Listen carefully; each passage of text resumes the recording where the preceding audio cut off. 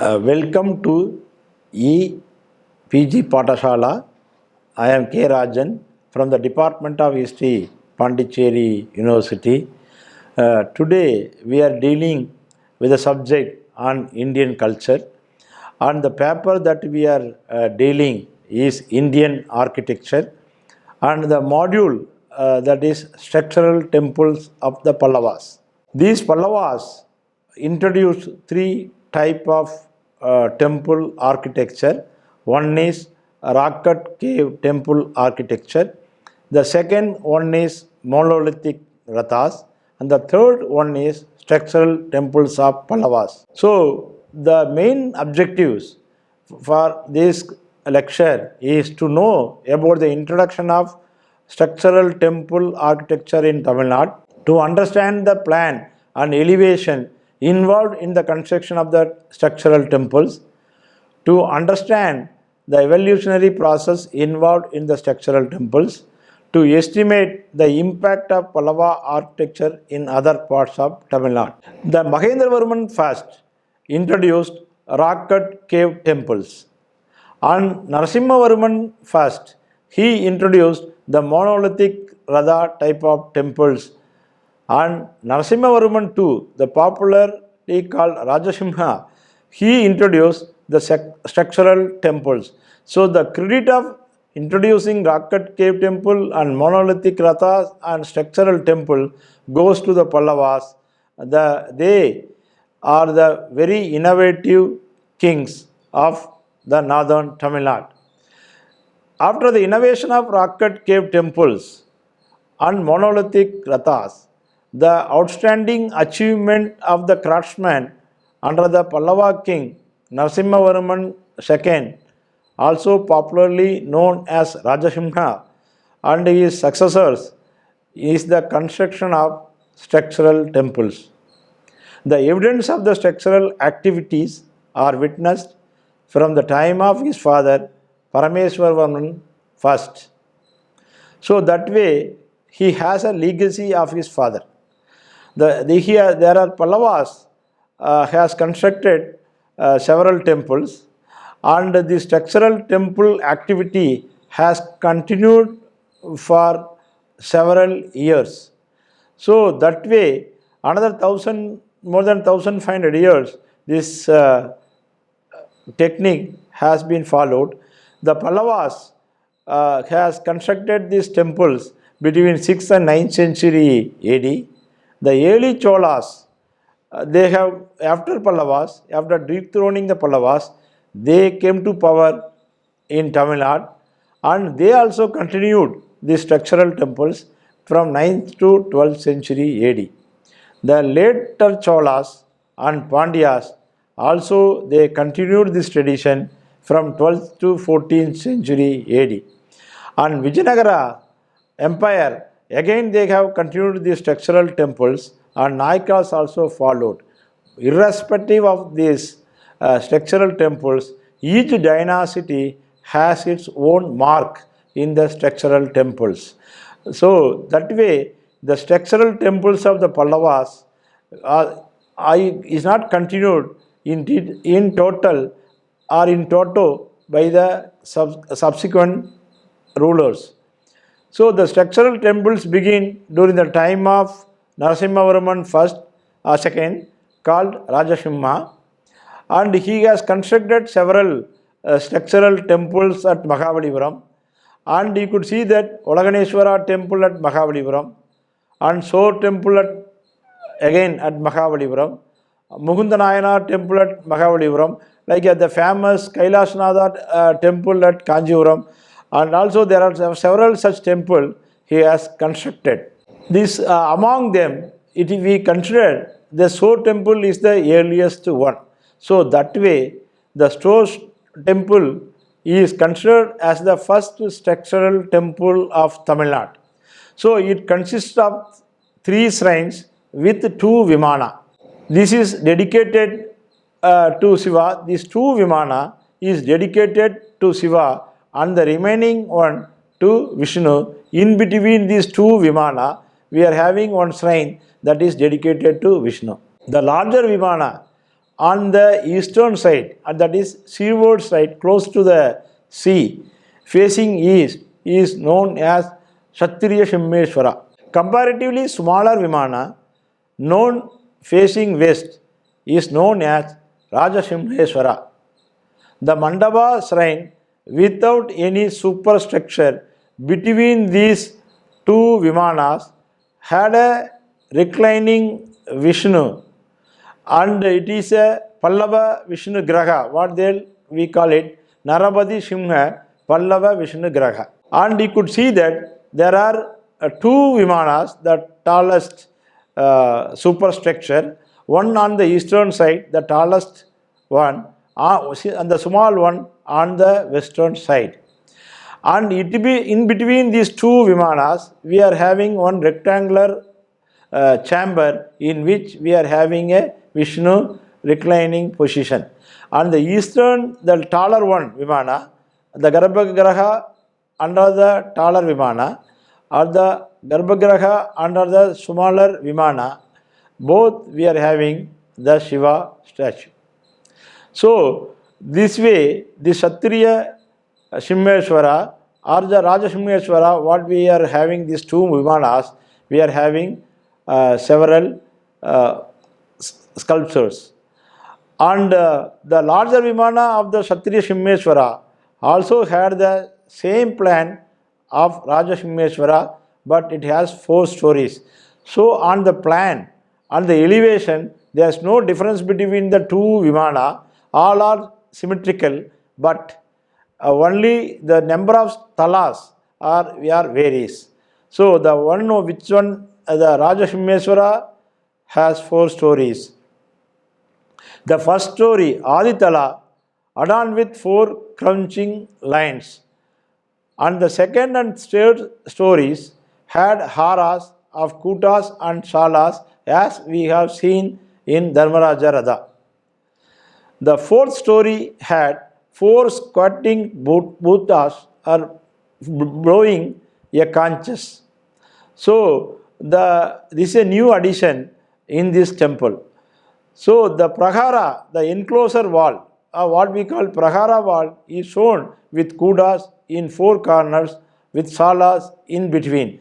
So the prahara wall of the latter days, we are not having this type of kutas and salas, but it is shown in the Sor temple of the prahara wall of the Sor temple.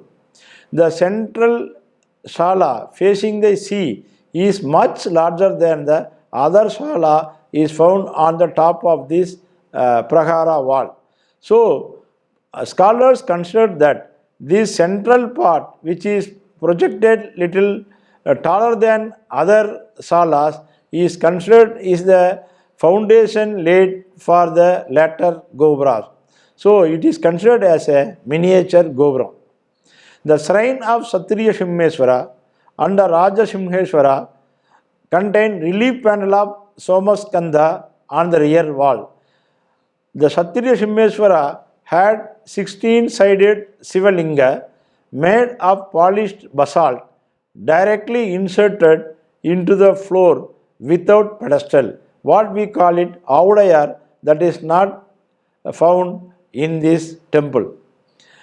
Then if you are having another temple at Kanjipuram, Airavadeswara temple at Kanjipuram, that you could see that one. Again, it is having a different type of shikara. It is not an octagonal in shape.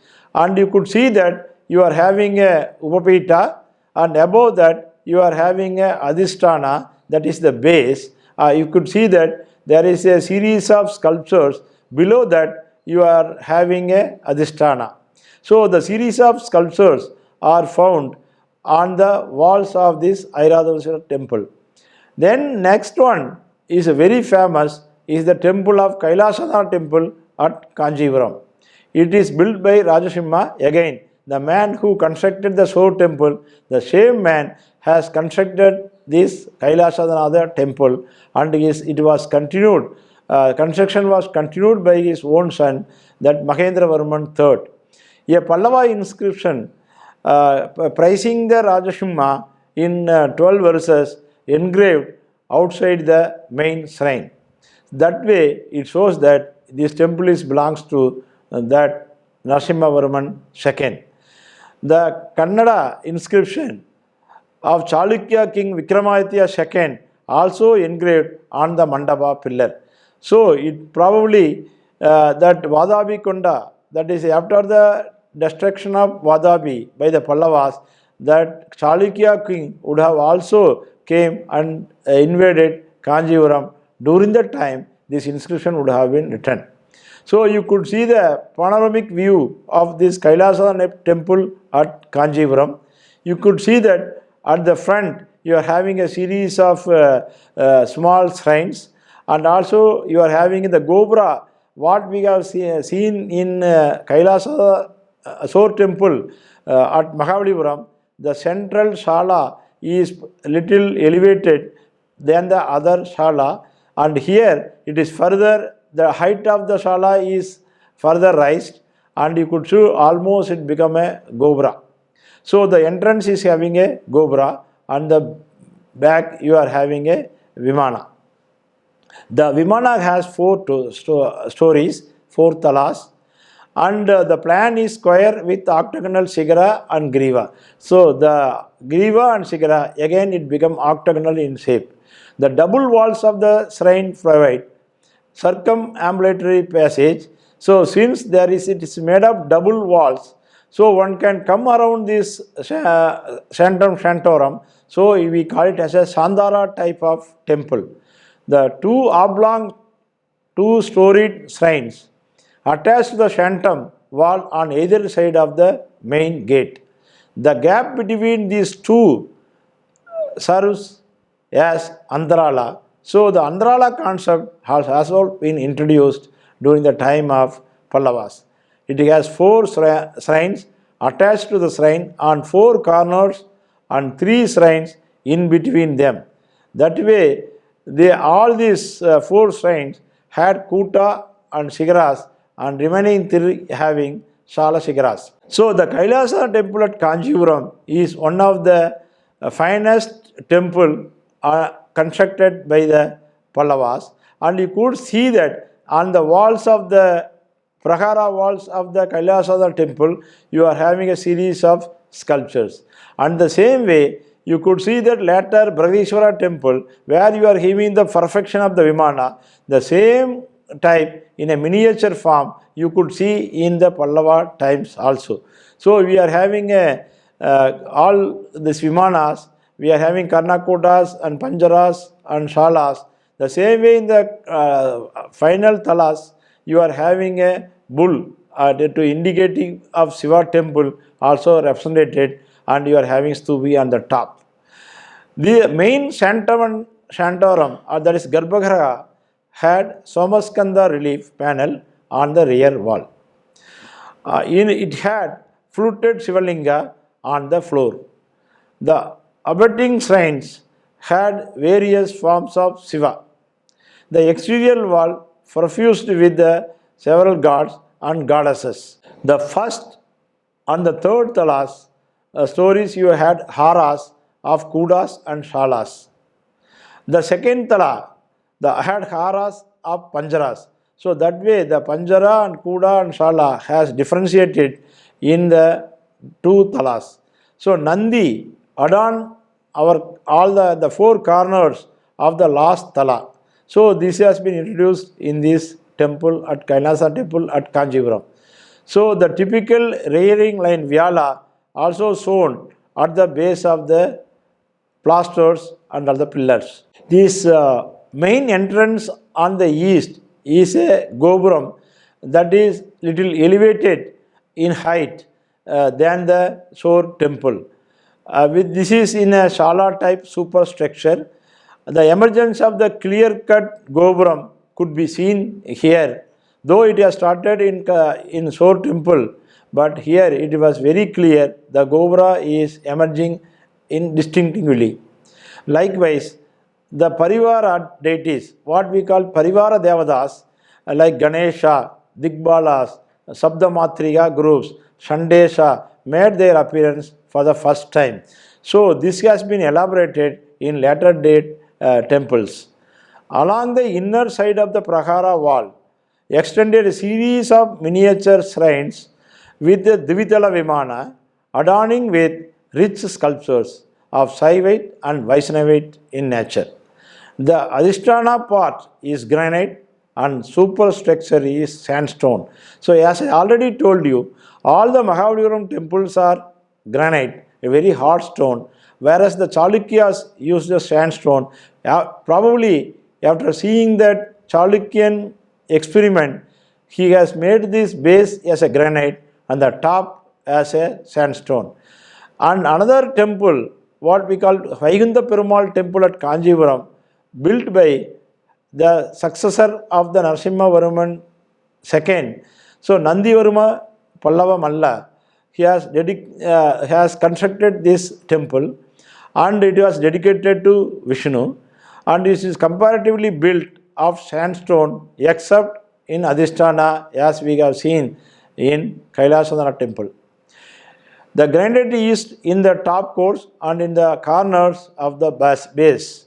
You could see it is a Vaikunta Perumal is having a 3 shrines, and you can see the top Shigara, and also you are having Nashigas, and you could see on the corners also you are having images, and the Kutas also having a sculptural representation, and you are having a Panjaras. You can see another view of this Vaikunta Perumal temple, and you could see that the pillar is circular in shape and you are having a lion base, and above that you are having that usual other features of that pillar like a Batma and Kumbha, Kalasha, Thadi, but above all, see on the above top of this pillar you are having a square shaped one plank, that is called, we are having a square plank, and above what that is called Palaka, and above this Palaka,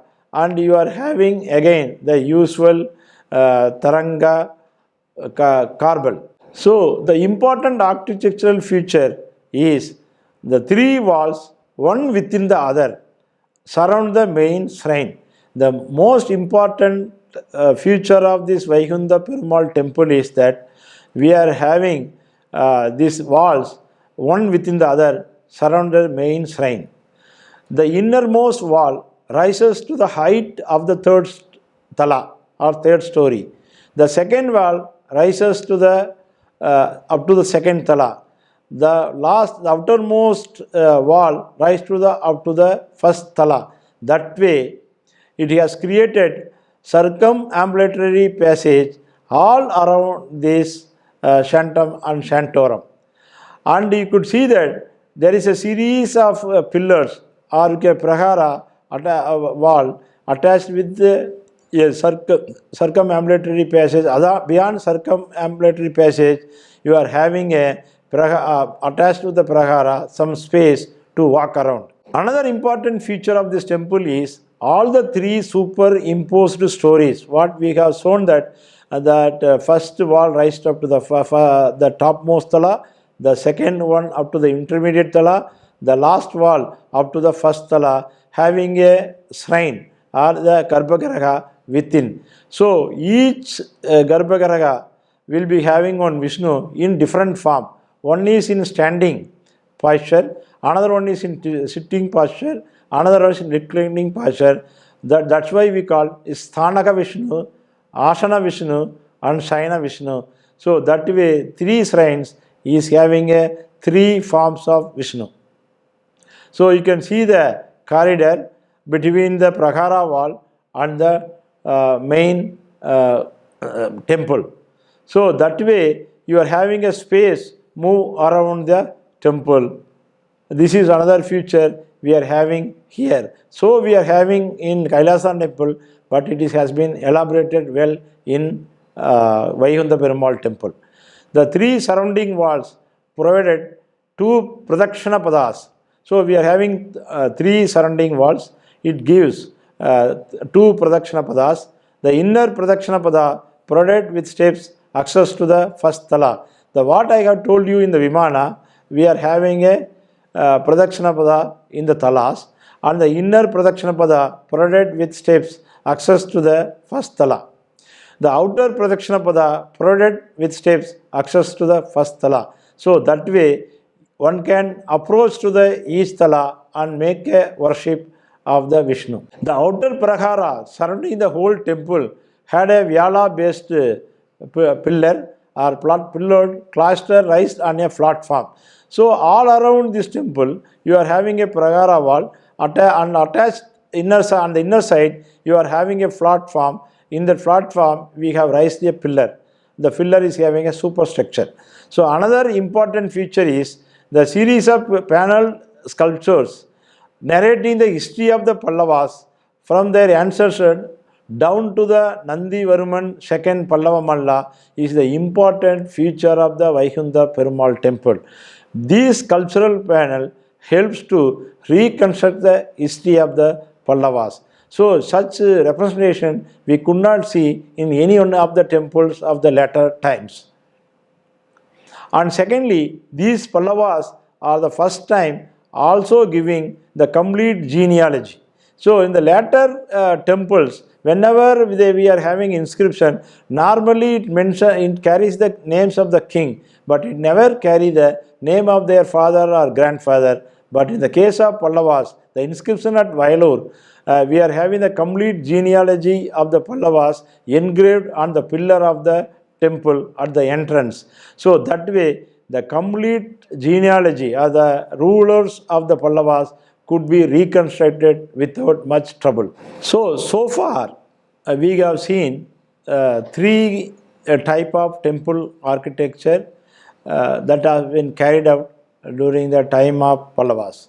One is rock-cut cave temple, another one is monolithic rathas, and the third one is a structural temples.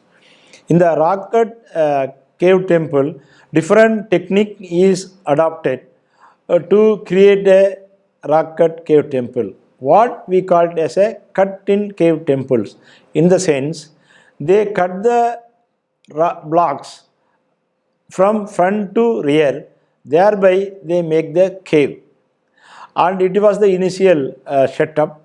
And after that, the pillars also very massive and short in size, and we are having a square base that was introduced during the time of Mahendravarman I. And that has been further improved by his son Narasimhavarman I. And what he has done, in the pillar at the base we are having a lion.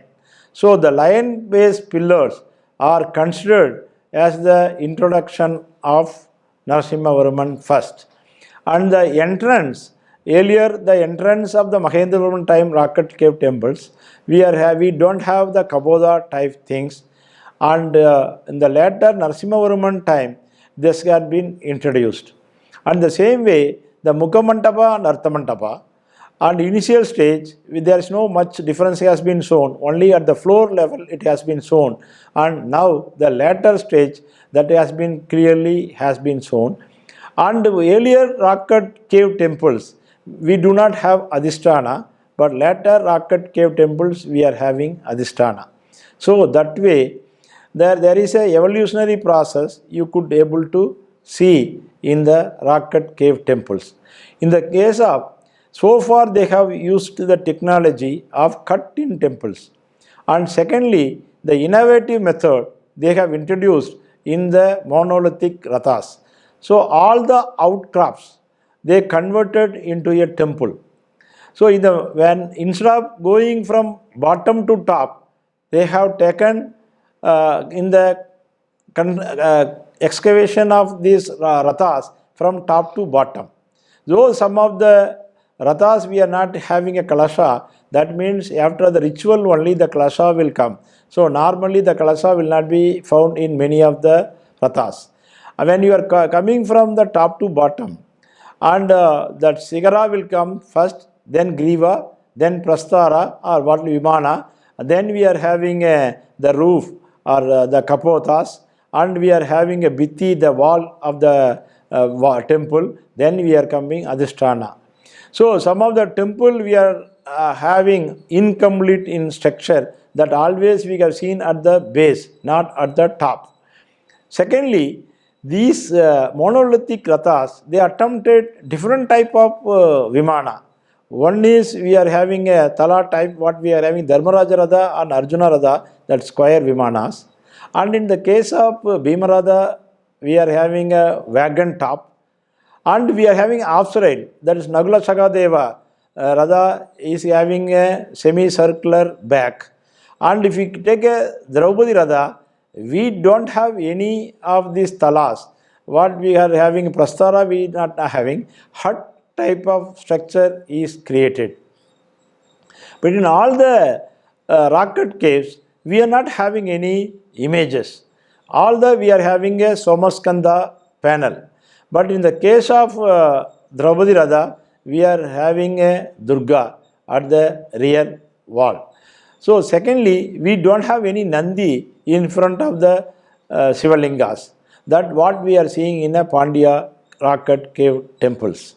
And when it is very expensive, or economically it may not be viable, or it may be a long time, it is a time consuming exercise, they would have moved from monolithic rathas to the structural temple, which is very easy to construct. So that way, the Shore temple at Mahabalipuram became one of the first structural temple of Tamil Nadu. So there are two vimanas here, and the two vimanas are identical in shape and plan, and only the number of stories varies.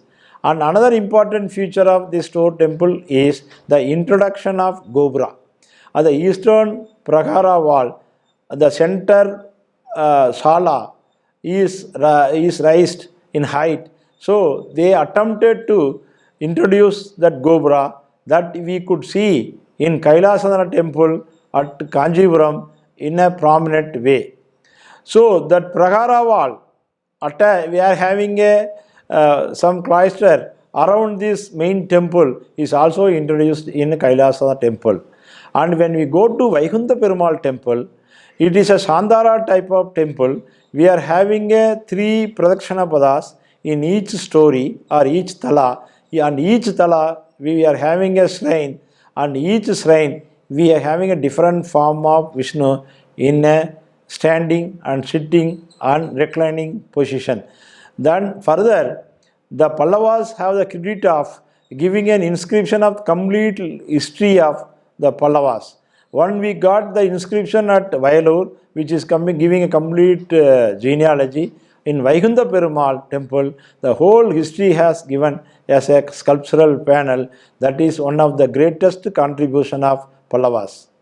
So that way, these Pallavas, after introducing the rocket cave temple, and they introduced the monolithic rathas, and after that they moved from monolithic rathas to structural temples, and in the structural temples they have made some innovation, and finally the Vimana is standardized, and Gobra also standardized, and Prahara wall has been introduced, and also finally we are having an inscriptions that gives the complete genealogy of the king.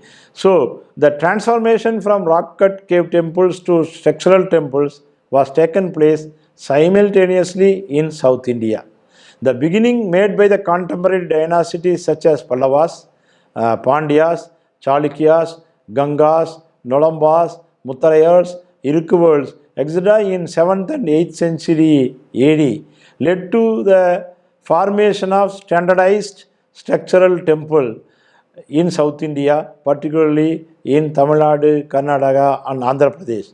The height of the Vimana and Gobra reached their highest maturity both at technological and architectural cum artistic respectively during the time of Cholas and Vijayanagara in Tamil Nadu. Thank you.